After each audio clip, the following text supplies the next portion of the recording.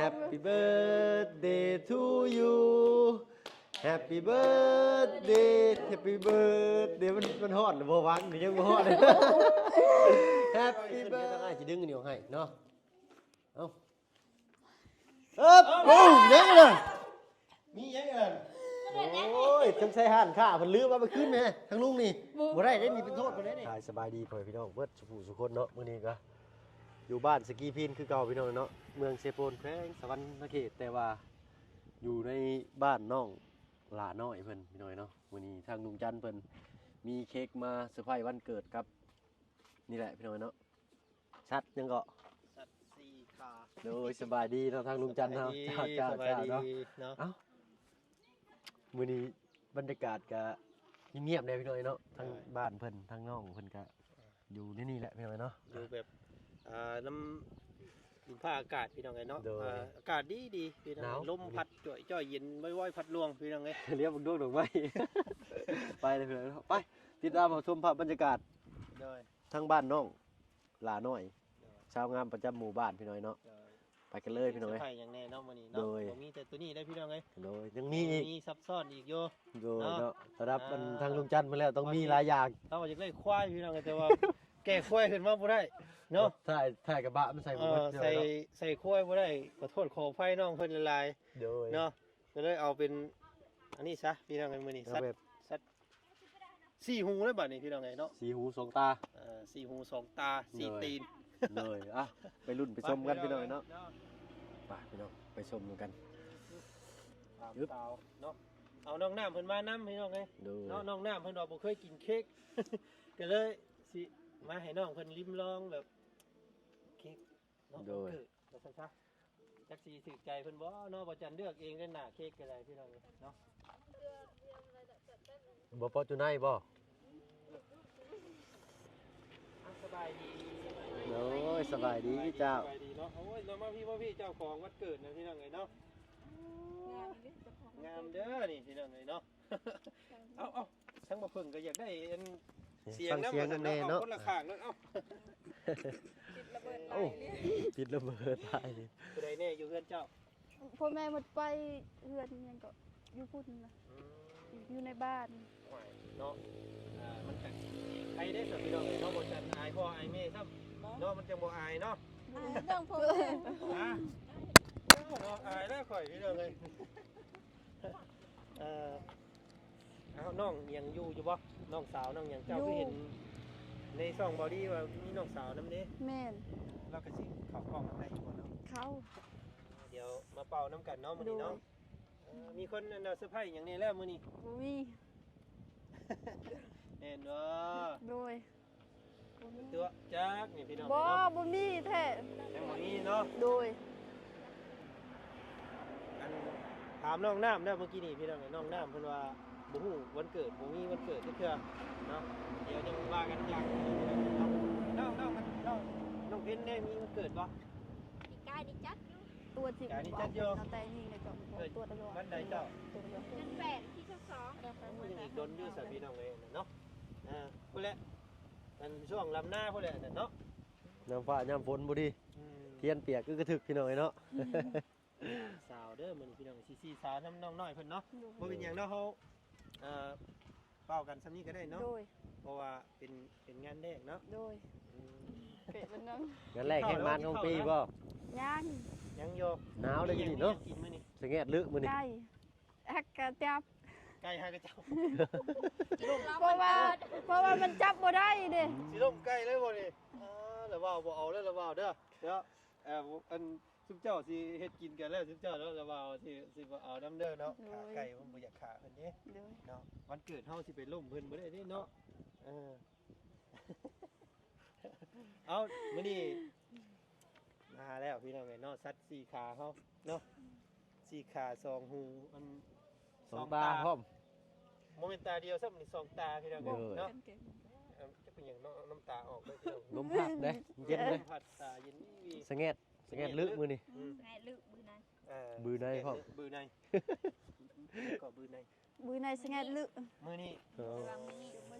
มือใดนี่คือมือนี่เนาะ สิเงียดื้อมื้อนี้หนาว มือใด เนาะบ่อาบน้ำได้มื้อนี้พี่น้องเซ็นก่อน เซ็น เนาะคนบ่อาบน้ำนั่นสิหนาวได้เพิ่นว่าเนาะ แม่น ต้องหาอาบน้ำเด้อ ขันปูอาบนอนบหลับมันหนาว อืม มานอนบ่รับจิกบ่ห่มก็ทักเด้อ พี่น้องไปพูดแล้วเนาะจอดปลูกเชือกเพิ่นไว้อยู่ระวังมันสุดเด้อ เป็นตีเด้อควายซน เราอยากได้ควายแต่ว่าคือควายเอาไว้ก่อนเนาะพี่น้องเนาะมื้อนี้เป็นเห็น เนี่ย เป็นกล้วยบ่นี่ งามเลยเนาะ งามบ่ งาม เป็นตู้เสื้อผ้าเด้อพี่น้องเด้อเนาะ อันนี้ มัน หัว จะเป็น ใส ความแสงได้บ่ฝึกอยู่ทั้งนั้นก็ได้เนาะเฮ็ดที่ได้เฮาสิแก้เพิ่นมันสิบ่ซนเฮาบาดนี้เนาะ เฮ็ดดีได้ควายซน สี่ตีนเด้มันมีตีนสี่ขาสี่ตีน ต้องอันย่อยกก็ได้แล้วก็เปิดฟ้าท้ายออกแล้วก็วางลงค่อยๆได้อยู่ เดี๋ยวเดินมันก็ว่าแม่คนหนึง อนุ บ่แกะก็ได้ อนุ ดึงออกแล้วก็ได้เอากับฟ้าท้ายลงก็ได้นะ พี่ล่ะพี่ คือเห็นน้องชายเจ้าอันน่ะน้องหลาน้อยอันไหนน้องชายจะมาหามซอยก็ได้เด้อเนาะ ตายกันเลยเอาพี่กันเลยตัวเบานั่นดอกเนาะ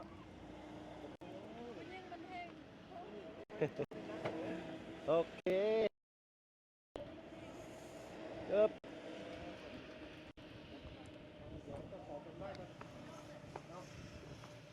แง่หมดน้องแง่ได้พี่น้องได้เห็นน้องน้ำนี่เนาะ เอ้ยเนาะ บ่ได้ใส่เสื้อผ้าเราอยู่เพื่อนใหม่ครับเอ้ยพี่น้องมาพี่มา การตายมุกโก อันผู้ชายนี่น้องเจ้าหรืออ้ายเจ้าน้องชายบ่ มุดกองเลย อันน้องชายเพิ่นพี่น้อยเนาะ นี่น้องชายแท้ๆนี่บ่ โดยน้องชายแท้ สบายดีเด้อสบายดีเนาะโอ้ยบ่ว่าได้สิแบกผู้เดียวฮะ ๆจนจะลง น้องเดินเรา จนติดลม เอ้า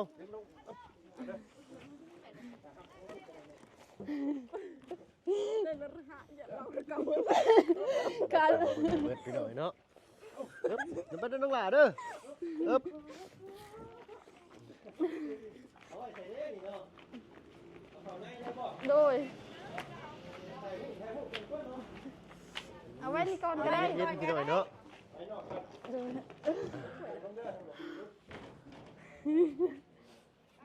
ดึกจักเอาหมุนมาที่ก่อน โอเค อย่าเบิ่งเด้อ แจ้งอยู่บ่แจ้งอยู่บ่ แทกได้อยู่ ใต้ไฟอยู่นอก งามเลย มาคือบ่มาคือบ่ มาก เนาะนี่เนาะอันนี้แหละหูมัน2หูนี่นี่2หูเนาะ โดย ตีนก็สิตีน สี อัน ตี นี้ น ซ่องทั้งลุมเอาไว้ใส่เสื้อผ้าไว้นะครับพับไปก็ได้อันนี้ไว้แขนเนาะ โดย ซับตึกโอ้ยงามเนาะ งามเด้ เนาะคนงามมันต้องอยู่กับของงามเนาะ โดยเนาะยังเหลือแต่ทั้งน้องน้ำเพิ่นเนาะรอรุ่นไปด้วยกันอีกเนาะ เออ เด้อ ขอให้น้องน้ำได้คือน้องได้เด้อ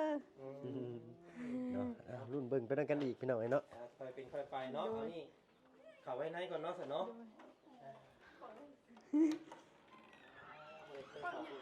จะเชื่อได้ ดับเบิลดอกนายสั่งเลยตึกลมเลยบ่คือ เหมือนเด้อง ามเด้มักเอง มักอยู่ว่า มัก ย่านว่าเจ้าบ่มักพี่น้องไอ้เนาะกะรุ่นอยู่ได้นี่กันเนาะน่ะ เป็นสีใหม่งานใหม่อย่างดีไปซะเนาะ สินอนกอดตู้นี่แหละจังหน่อย เห็นบ่เนาะไปเสร็จแล้วเข้า ไปเนาะก่อนเอา ทับตีนเด้อ ดอกนายเอ้ย ขออนุญาตขึ้นเรื่องเลยกันแล้วกันพี่น้อย เอา เนาะ ไว้นี่แหละ หน้าขนมมากแบบนี้เนาะ เรียนชานเพิ่นพี่น้อยเนาะเพิ่นกับปูกับเบื้องเนาะเพิ่นกับปูกับเบื้องเนี่ยกระเบื้องเพิ่นเป็นลายไม้ อ๋อทาง อันนี้ดอกไฟนี่อันคือแจ้งชุดแล้วนี่เนาะ โดยแจ้งสุดเลย นี่ดอกเดียวนี่เนาะ โดย นี่ได้เบิ่งแจ้งอยู่บ่บ่เพิ่นคืออยู่บ่อยู่สีมืดนี่เนาะ โดยเจ้าได้อยู่ค่อยให้มือดื้อคืออยู่ อึ๊บดอกตัง โอ้ นั้น ต้องรูดจวดโลดเนาะ อ ปึ๊บ เอาพี่น้องเลยเดี๋ยวถ้ากันนั่งถ่ายเด้อ โดย เดี๋ยวนี่ อ่ะพี่น้องไอ้เนาะไอ้ทางเงินลุงเพิ่นไปเอาเค้กมาเซอร์ไพรส์ทางน้องหลานน้อยเพิ่นก็แล้วกันพี่น้อง ที่ เนาะ ตักกระตุ้นค่ะอ๋อทางหอ ไฟแสกกับบ่มีทางนอกเพิ่นก็รอถ่ายอยู่ทางในพี่น้องเนาะอันน้องละมีไฟแสกบ่มีกาไฟบ่ กระเป๋า โดยเอากาไฟมาเด้เนาะ ไปทางน้องนั้นนี่เพิ่นน้องจันเพิ่นพี่น้อยเนาะไปบ้านเพิ่นน้องเพิ่นไปเอาไฟแช็กให้ นี่ โอเคมาแล้วบัดนี้เนาะรอท่า เพื่อนน้องเพิ่นนั้นอยากสีมันมืดนะเป็นอย่างเนาะ โดยเนาะ ตามืดแล้วมันค่ำเลยมื้อนี้พี่น้องค่ำ ขึ้นมาฮอดก็แม่นฮอดพี่เลยพี่น้อง แงามบ่ แม่นเหมาะกับเราน้อยเลย โอ้ยมีแต่เนียมงามๆไปดิพี่น้องเอ้ย สี เนาะ ชมพูอีก พูนก็บ่เซอร์ไพรส์แล้วนี่เดียวมาตั้งอีกข้างนอกแล้วก็ถือกลับไปเอาไหม เฮ็ดบ่ โดยต้องการน้อยอันจะเพิ่มนั่นเด้อ ก่อนเด้อเสร็จเด้อ เดี๋ยวเอาเจ้าจะเพิ่มเห็นเด้อ เฮ็ดคือบ่เห็นนี่เด้อ โอ้เนาะเบิ่งตามเบิ่งนี่ทั้งลุงข่อยนี่ก็คือสิ มันบ่เซอร์ไพรส์เลยมันเพิ่นฮู้เบิดเลย ทั้งลุงข่อยนี่คือสิจังว่าบ่เคยจะไผใช่บ่จักอันนี้เนาะ แม่นๆข่อยก็ได้เนาะ เอ้าบ่เป็นหยังเนาะ เค้กก็เป็นเค้กอันนี้ซ้ำบาทได้ซ้ำบาทมันก็เค้ก แกะถาดออกได้บ่ เลยนะเออ ตักจังใจโอ้ตักจังใจต้องตัก ถอดฐานเด้อลูก ได้บาท ถอดฐานออกได้ มัน ฮะ เซอร์ไพรส์อยู่ข้างในหั่นนะเนาะ อืม บาทเนี่ย ฉีกออกก็ได้ฉัน อีกอันนี้เอาเนาะ ได้ฉีกออกก็ได้อันน่ะอันมีมีดบ่ เว้ย ได้อยู่บ่โอ้ได้อยู่เนาะ มันบ่เซอร์ไพรส์แท้บาท มันก็บ่สบายได้นี่เนาะฉีกออกก็อีกได้บ่นี่ตัวลุ่มเลยเอาครับโดยได้แล้วเอ้ยยิ้มบานนี่โอ้ยโกปานหานน้องเอ้ยคอยเด้ฮึบเอาเทียนปักจักช่องดอกก็พอเลยเนาะพอได้ก็น้องเพิ่น21เนาะปีนี้นางฟ้าคักบ่คักพี่น้อยเนาะ ไทย น้องล่าน้อยเดือน1เดือนวันที่1เดือน4 2025พี่น้อยเนาะเลข5จากหายไปพี่น้อยเนาะ ยึบ ใช่นะแล้วเจอจุดแน่นอนจุด เฮ็ดบ่ โดย21ปีนี้เพิ่นก็เนาะ เนาะ โดยเนาะเฮ็ด ลองน้ำกันเด้อเจ้าเด้อ โดยเนาะอ้าวเสียงผิดพลาดเสียงเพี้ยนได้ก็ขอโทษขออภัยป้าลุงนำหลายๆเนาะพี่น้องปึ๊บส่วนมากอันวันเกิดว่าเพิ่งเองกับอันวันเกิดหมู่ก็มีแต่ตบมือซื่อพี่น้องเนาะเอ็ด ทีใดก็นักก็เห็นเด้อก็เอาเข้าไปในแล้วแหละเอามีดมาบานนี่เนาะ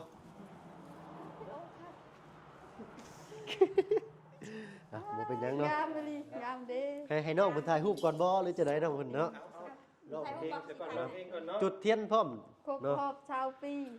ชาวหรือชาวเอ็ด โดยสา เปิด ว มาใส่เสาเอ็ด เด้อ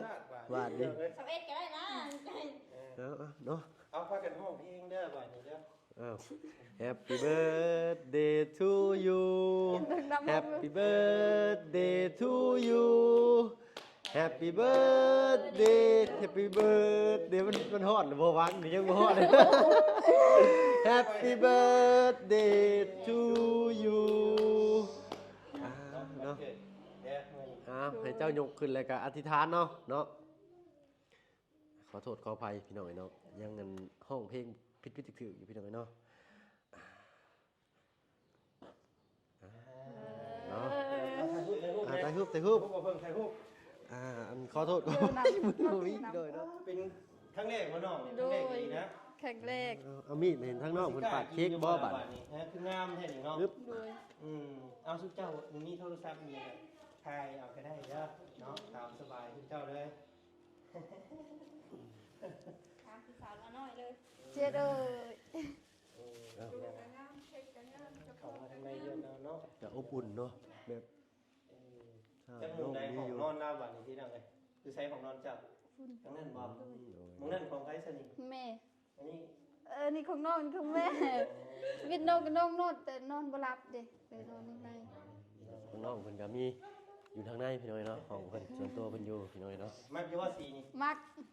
อ้ายซื้ออ้ายเลือกมาเองเด้นี่พี่น้องไงเนาะ โอ้ย ก็บ่ได้ถามผู้ใดแล้วก็เห็นสีนี่แหละคือผู้หญิงแนวซั่น มวยค่ะ ๆนะอ๋ออยู่เนาะ โดยอ๋อลือกินแล้วบัดนี้ ก็จากมืดเนี่ยพี่น้อยเนาะขอโทษขออภัยน้ำลายๆเนาะทั้งเอาเพิ่นก็ได้ มี มุมไกลเนาะเพิ่นพี่น้อยเนาะเอา นี่เนาะอันนี้ก็เอาไว้อันนี้ ตักบ่ช้อนบ่บ่วงบ่ ไปยังตูน้องกินโอ้โหทีมงานเด็กน้อยมักทั้งอย่างนี้พี่น้องเอ้ยอันนี้เนาะ สบายดีน้องล่ะ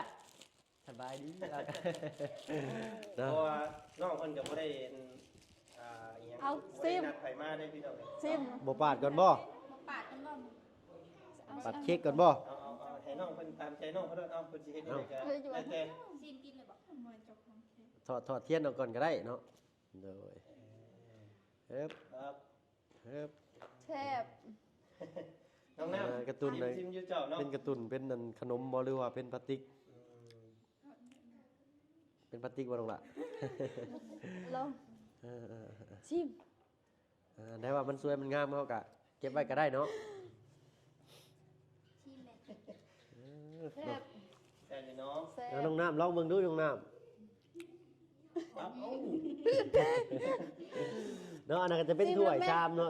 ถ้วยชามเพิ่น มันต้องตัดเอาทำแล้วมันจะคู่กันเด้อ โดย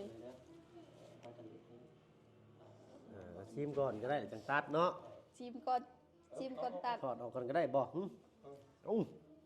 ต้องหลาน้อยลงมือ ตัดเค้กวันเกิดให้หมู่คู่เนาะโดยอันเป็นตุ้มๆอันนี้ก็เอาออกก่อนก็ได้เนาะ คือสีอะไรแค่ย่อออก เอา จาก เอา นั้น อันนี้ก่อน ย่อออกจาก เอาย่อๆนี่ขึ้นเดี๋ยวตั้งอ้ายสิดึงอันนี้ออกให้เนาะเอาโอ้ยเด้เลย มียังเอิญ โอ้ยทั้งใส่ห่านข้าเพิ่นลืมเอาไปขึ้นแม่ทั้งลุงนี่บ่ได้นี่เป็นโทษเพิ่นได้นี่ เบิ่งอยู่หันหลังน้อย ตกใจเบิดเลย ตายคัก ตกใจแทนละน้อยอีก บู๊ ยังจะไปหันหน้าเบิ่งอยู่หันเนาะ เอ้า สอง ยังอยู่ สาม เดี๋ยวบ่ติดก้นบ่ใช่นี่เนาะ ห้าหกเจ็ดแปดเก้า10 11 12 13 14 15 โธ่พี่น้อยเนาะ โทษเรียกกันรถแบบนี้เนาะ เนาะได้เดี๋ยวนี้ฮะ ทางนี้แท้นี่ล้านห้าโอ้พี่น้องเอ้ย เนาะ เนาะได้เค้กงามๆได้เงินอีกอันนี้พี่น้องเอ้ย โอ้ยเนาะ โอ้ดีใจนำเด้อเนาะ ขอบใจอะไรไล่เด้อ เอาทั้งนี้กะเราที่เราเนาะอ้ายเพิ่น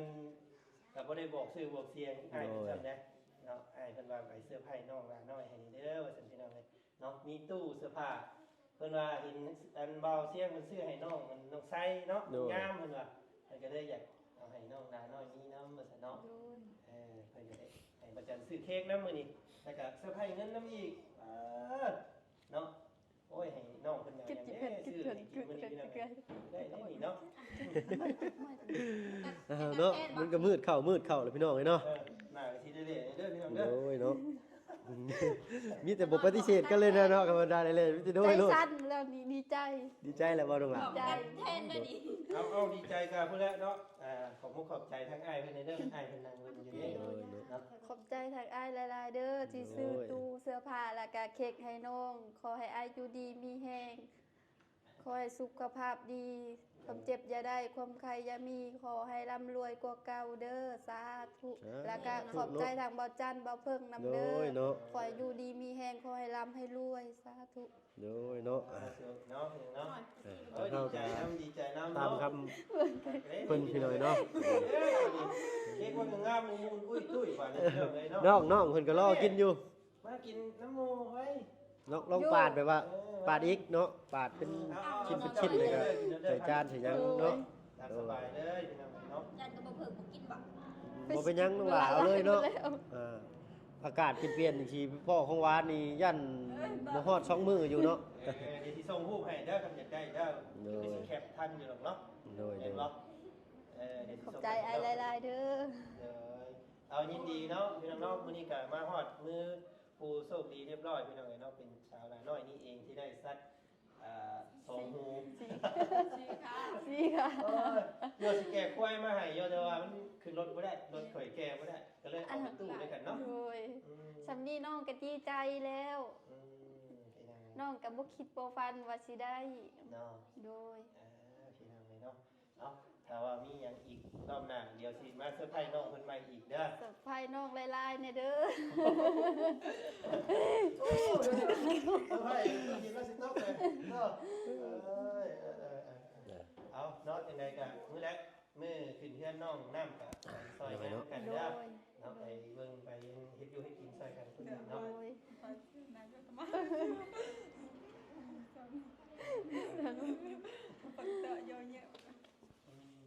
เอา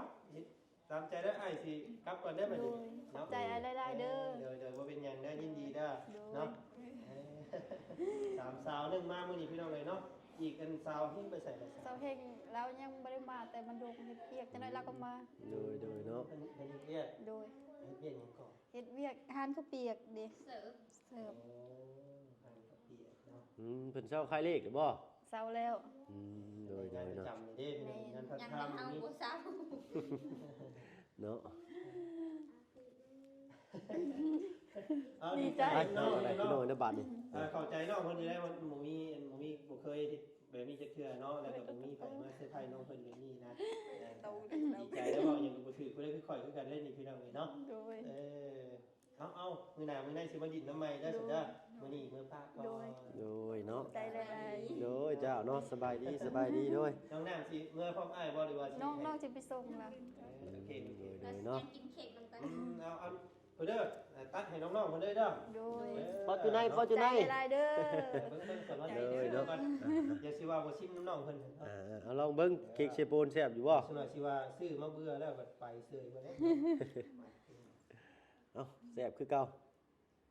บ่เพิ่งบ่ซีม เพิ่ง บ่ มาซิมบอก เอาโลดน้าน้องหลายเนาะอ้ายยันมันหวานมันยังมันอย่ามันเจ็บคอได้ มันเก่งเลยเนี่ย เนาะ แอมลึก แอมลื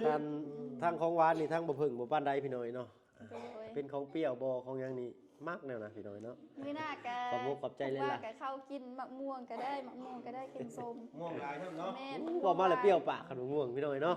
อ้าวสำหรับคลิปนี้ทางบ่เพิ่งก็สิขอตัวลาก่อนพี่น้อยเนาะมืดเข้าพี่น้อยบ่เห็นเนาะ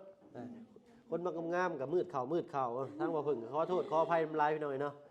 โดยสำหรับคลิปนี้ก็ลาแล้วเนาะทางอัน3น้องทั้ง3คนเพิ่นเนาะเอาเป็นว่าสบายดีเนาะโดยทางลุงก็บ่พี่น้อยเนาะ ขอไม่คือเนาะ ไปเฮากับพี่น้อยเนาะ โอ้ยนอนรับ สำหรับคลิปนี้ลาแล้วเนาะพอกันคลิปหน้าเอาเป็นว่า กอด ส ตู้ บาย วัด ดี ขึ้นจั เจ้าง ร้อ เนาะ อันนี้พี่น้องเอ้ยเนาะเอาเพิ่งเอา โดย ใจบ่จันกับบ่เพิ่ง เนาะ ขอบใจคือกันเด้อเนาะบ่เป็นหยังด้วยความยินดีพี่น้องเอ้ยเนาะ โดย โอ้ป้าลูกป้าเมียขึ้นมาเลยได้มื้อนี้เนาะเพื่ออยากมาทันวันเกิดเจ้านี่เนาะ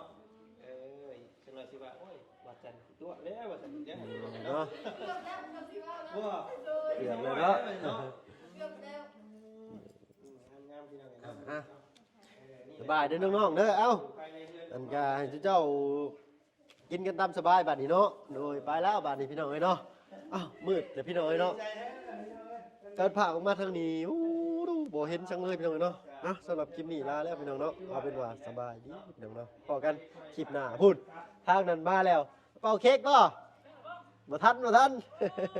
สบายดีพี่น้องเอ้ยเนาะ